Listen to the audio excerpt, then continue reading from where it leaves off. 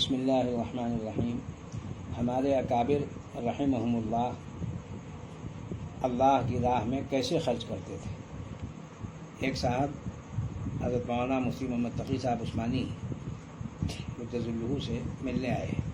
انہوں نے مختلف سوالات کیے، حضرت والا جواب دیتے رہے۔ ایک سوال انہوں نے یہ پوچھا کہ صدقہ کرنے کی کیا ترتیب ہونی چاہیے، اس کی بہتر صورت کیا ہے۔ حضرت مفتی صاحب نے فرمایا کہ بزرگوں کا طریقہ یہ رہا ہے، ہمارے بزرگوں کا طریقہ یہ رہا ہے کہ اپنی آمدنی میں سے کچھ حصہ مخصوص کر دیا جائے، مثلا 1% یا 10% جتنی استطاعت اور گنجائش ہو، اس حساب سے متعین کر دیا جائے اور پھر وہ اتنا پیسہ صدقہ کر دیا جائے۔ چنانچہ حضرت مولانا مفتی محمد شفیع صاحب رحمہ اللہ کو اللہ کے راستے میں خرچ کرنے کا بڑا ذوق تھا، حضرت مفتی محمد تقی صاحب عثمانی کے والد بزرگوار، اور آپ مصارف خیر میں حصہ لینے کی کوشش میں رہتے تھے۔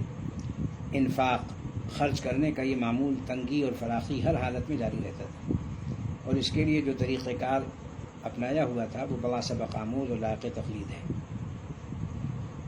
حضرت مفتی صاحب کا معمول یہ تھا کہ زکوٰۃ ادا کرنے کے علاوہ آپ کے پاس جب بھی کوئی رقم آتی تو اس کا ایک معین حصہ فوراً مصارف خیر میں خرچ کرنے کے لیے علیحدہ فرما دیتے، اور یہ طے کیا ہوا تھا کہ آمدنی اگر اپنی محنت سے حاصل ہوئی ہے تو اس کا 20واں حصہ یعنی 5%، اور اگر کسی محنت کے بغیر حاصل ہوئی ہے، مثلا کسی نے کوئی ہدیہ، تحفہ، عطیہ وغیرہ دیا، تو اس کا 10واں حصہ فوراً علیحدہ نکال دیا کرتے تھے۔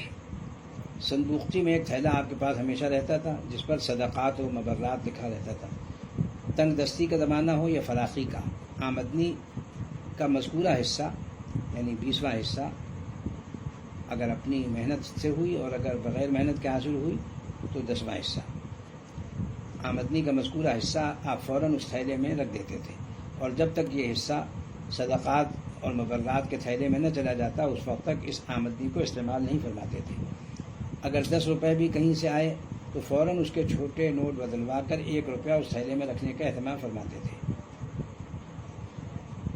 اور حضرت مولانا تھانوی نور اللہ قدرہ اپنی کمائی کا 1/3 حصہ خیرات کر دیا کرتے تھے، 1/3، اور حضرت مولانا شبیر احمد صاحب عثمانی رحمۃ اللہ علیہ اپنی کمائی کا 1 خمس یعنی 5واں حصہ خیرات کیا کرتے تھے۔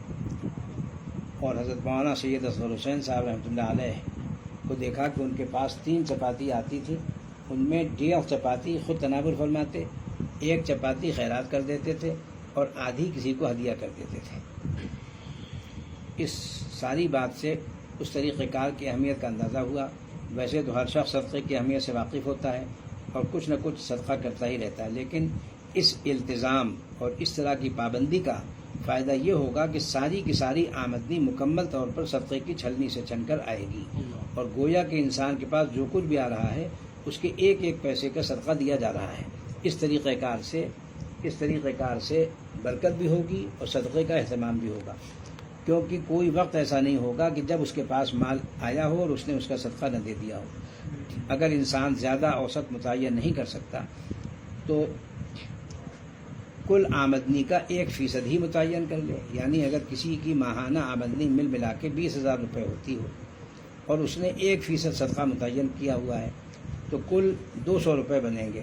اب ہو سکتا ہے کہ وہ ماہانہ بنیاد پر مذکورہ رقم سے زیادہ ہی صدقہ کیا کرتا ہو، لیکن اگر یہ طریقہ اپنا لیا تو ہر رقم میں سے صدقہ کشید ہو کر وہ آمدنی پاکیزہ و بابرکت ہوتی جائے گی، اور صدقے میں بھی کبھی تعطل نہیں آئے گا، وہ بھی جاری رہے گا۔ اللہ تبارک و تعالی ہم سب کو خلوص کے ساتھ، صدق کے ساتھ اس کی ہمت نصیب فرمائیں، توفیق عطا فرمائیں اور قبول فرمائیں۔ وآخر دعوانا الحمد للہ رب العالمین۔ بسم اللہ الرحمن الرحیم۔